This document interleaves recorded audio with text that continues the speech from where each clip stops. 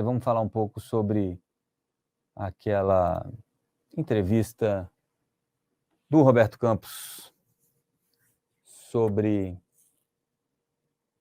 tudo, né? Basicamente, a teoria de tudo. Estava lá o nosso querido Roberto Campos.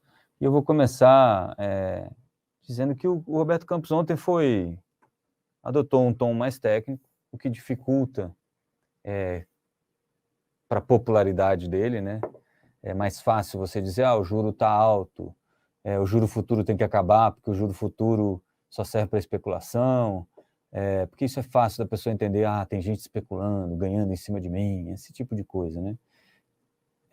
E é muito difícil você falar tecnicamente sobre isso, porque a gente ainda tem um nível educacional para esse tema específico muito baixo, né? Pouca gente entende isso, inclusive é uma das minhas tarefas neste programa. Mas vamos lá. O Roberto Campos ontem, entre outras coisas, falou que vai fazer de tudo para aproximar o Banco Central do governo.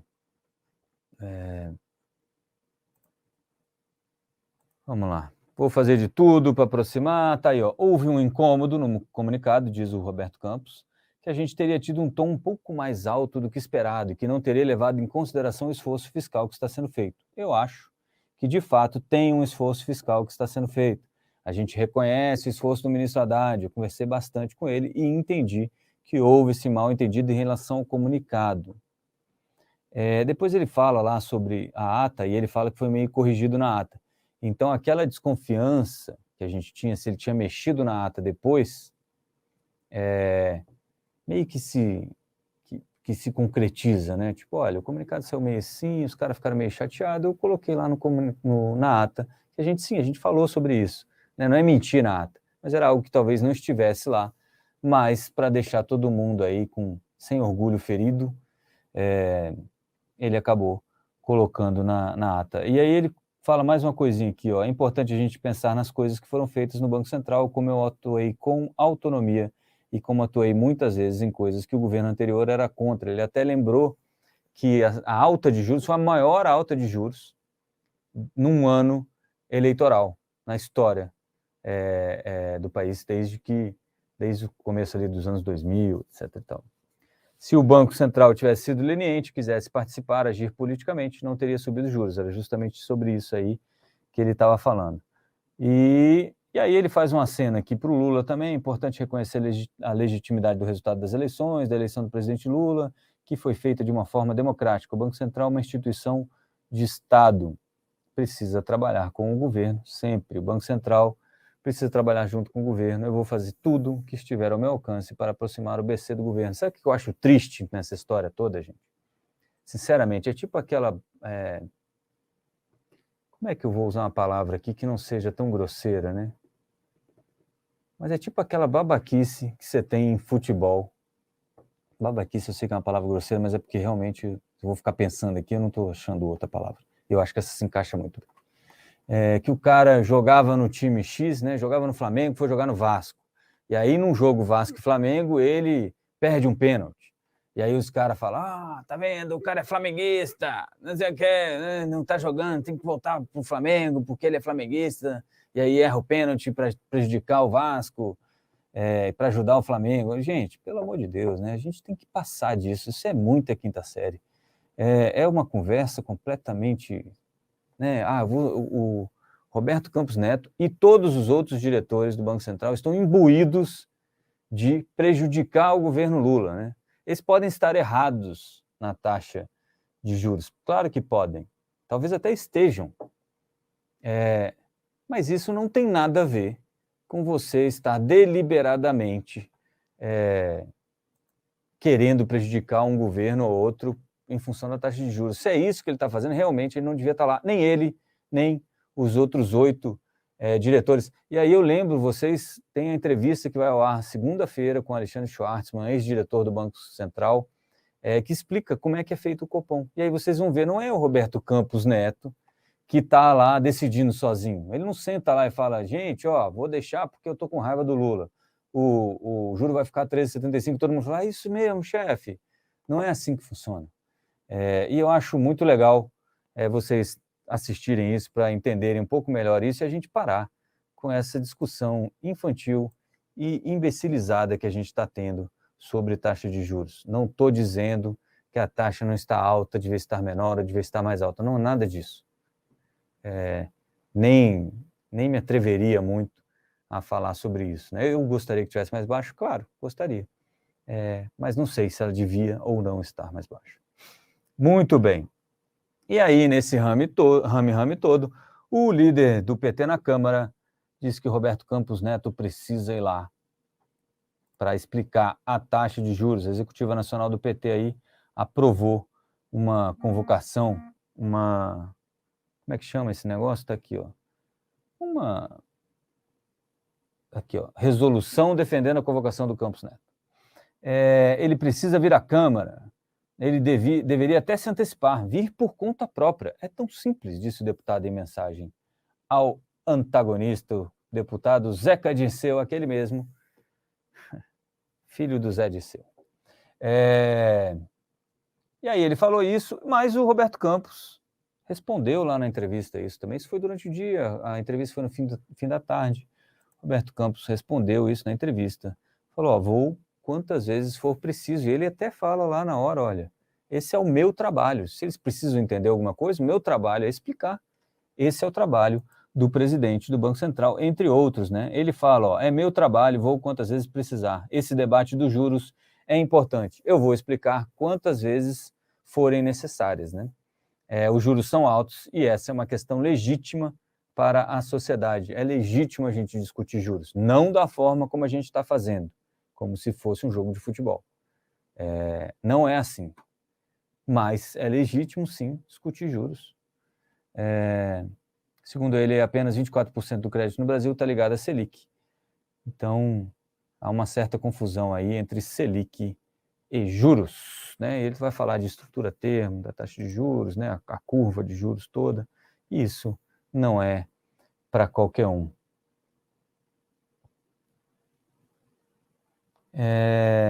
Vamos lá. E ele também fala que eles não gostam de juro alto, né? Essa parte aí eu não sei se é verdade, mas imagino que sim. O BC não gosta de juros altos. Cadê? Aqui, ó. O BC não gosta de juros altos, disse em participação no programa Roda Viva. Toda a nossa agenda é social. A gente acredita que é possível fazer política fiscal junto com bem-estar social, mas a gente acredita que é muito difícil ter bem-estar social com inflação descontrolada. Aqueles que viveram os anos 80 vão lembrar disso com um pouco mais de vividez na memória, tá? Inflação não é ruim, inflação é péssimo. Hiperinflação é um negócio horroroso, acaba com sua capacidade de planejamento, é uma loucura, você volta a ter que correr para fazer compra, porque o seu dinheiro vai perdendo valor conforme os minutos vão passando, é um negócio horroroso. E aí diz ele, tenho conversado com o ministro Haddad e ele está super bem intencionado. A gente precisa, em conjunto, achar uma forma de comunicar para os agentes financeiros que a gente tem uma equação para equilibrar a trajetória da dívida lá na frente, né? E aqui ele está rebatendo também uma parte do André Lara Rezende, que foi até que eu comentei ontem, que o André Lara fala, não tem risco fiscal porque as contas estão superavitárias, fecharam o ano superavitárias, estão super bem arrumadas, né? O que é contrário ao que o governo fala. O governo fala que recebeu a herança maldita. O André Lara Rezende, quando está defendendo que não tem risco fiscal, diz que as contas estão ótimas.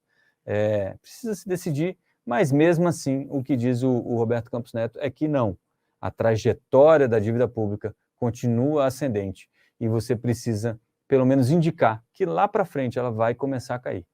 É isso. Segundo o Banco Central, é isso que vai fazer com que os juros futuros também se arrefeçam.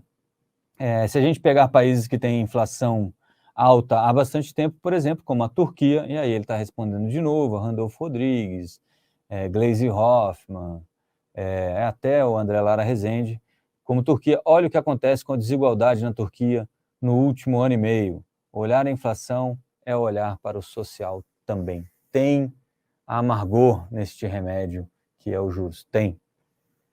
Mas, por enquanto, parece ser o tratamento mais adequado. E aí, outra coisa que era dúvida, né, porque surgiram muitos é aquilo que eu falo para vocês, preparem-se para 4 anos, né, complexos, né? O PT tem uma máquina que trabalha muito bem com a mídia, principalmente aí com a mídia festiva que vocês têm acompanhado, e consegue colocar notinhas e boatinhos por toda a imprensa, e aí você sempre tem aquele cara que é o cara que mais fala nesse país agora, que é o tal do Fontes, e o Fontes dizem que não sei o que lá, Fontes afirmaram que o Roberto Campos Neto teria, inclusive, sugerido ao presidente da República que mudasse a meta de inflação, o que ele negou veementemente, diz que o Banco Central não estuda nenhuma mudança nas metas. Ele diz aqui, ó, em nenhum momento a gente defendeu aumentar a meta no sentido de ganhar flexibilidade, mesmo porque não é a nossa crença. A gente acredita que se a gente faz uma mudança de meta no sentido de ganhar mais flexibilidade, o efeito prático é perder a flexibilidade. Por quê? Porque você perde credibilidade. E aí, amigo, não tem jeito. Credibilidade você perde, para recuperar é brabo. Aí sim as coisas vão ficar caras. E aí diz ele, ó, tive uma conversa muito boa com a ministra Simone Tebet, ela está muito empolgada em avançar com o tema da reforma tributária. Então eu acho que à medida que os agentes econômicos entendam que a gente vai avançar com as reformas, a gente vai abrir espaço, e ele está falando aí, abrir espaço para a queda dos juros. Várias vezes ele fala do juro lá em novembro e dezembro, quando o mercado esperava um juro muito menor. E aí eu quero mostrar para vocês, eu falo sempre da curva de juros aqui, vou mostrar para vocês, alguns aqui com certeza já viram. Essa curva aqui embaixo é a curva do dia 4 de novembro de 2022, tá? É o último dia da lua de mel, ou da lua de mel não,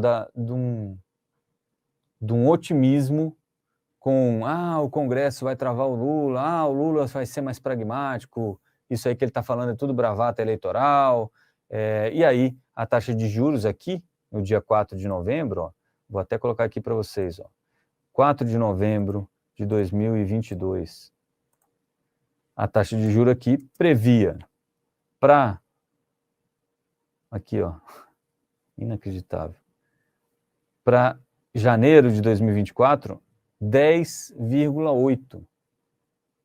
A Selic ia estar 3 pontos percentuais abaixo do que é hoje. Então, olha o tanto de corte que estava previsto lá. O que mudou de lá para cá? Vocês podem responder aí vocês mesmos.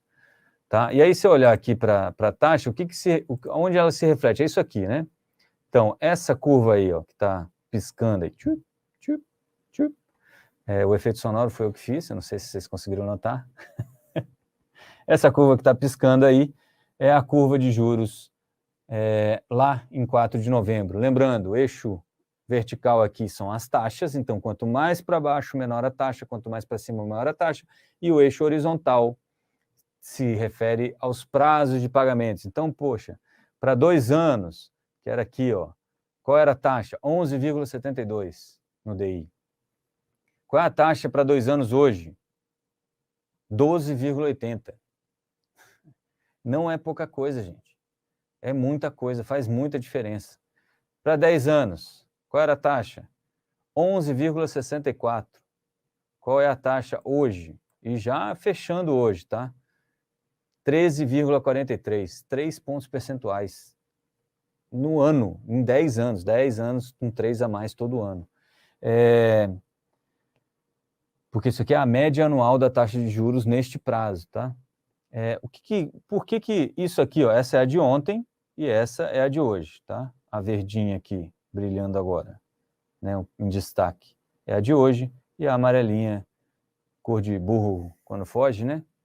Segundo diria minha avó, é a de ontem. Então, curva fechando aqui significa que o mercado, pelo menos por enquanto, achou que foi boa a entrevista lá do Roberto Campos, acalmou um pouco os agentes financeiros, né? Ele falou que não vai ter mudança na meta.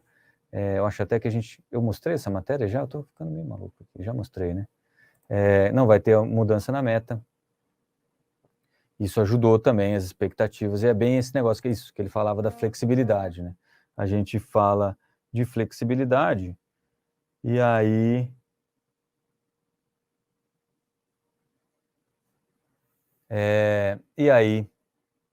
a gente tem...